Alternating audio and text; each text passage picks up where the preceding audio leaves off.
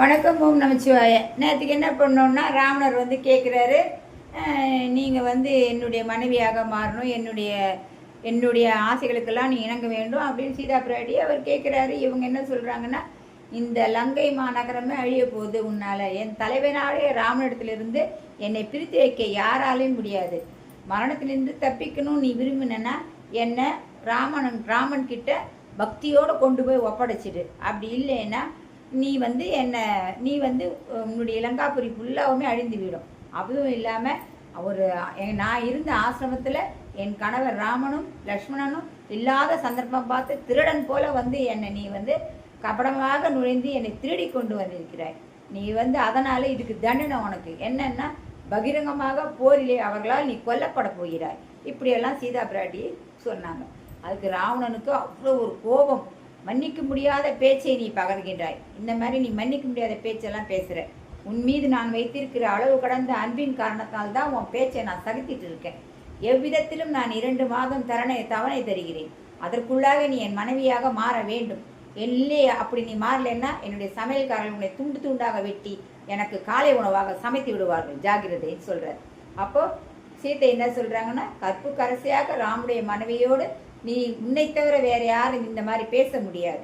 என்னுடைய தவத்தின் வலிமையாலும் தூய்மையின் திறத்தினாலும் உன்னை சாம்பலாக்க என்னால் முடியும். நான் உன்னை சாம்பலாக்கிடுவேன். இருந்தாலும் உன் மீது இரக்கம் கொண்டு உன்னை நான் காப்பாற்றுகின்றேன். ஆயினும் இந்த அடாத பாவத்துக்காக ராமுடைய அம்புகள் உன்னை கொல்லாமல் விடாது. சீதை தன்னிடத்தில் உள்ள தெய்வீக பேச்சாற்றலையும் அடக்கத்தையும் கருணையையும் முன்னிட்டே இப்பகுதி சுந்தரகாண்டம் என பெயர் பெறுகிறது. மரத்தின் மீது மறைந்திருந்த மாருதி இந்த அற்புதத்தை கண்டு அதிசயிக்கிறான்.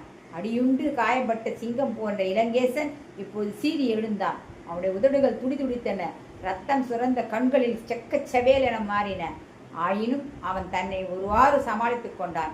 இப்போது சீதையை காவல் காத்த அலங்கோல அரக்கிகளிடமிருந்து உத்தரவு ஒன்றிட்டான்.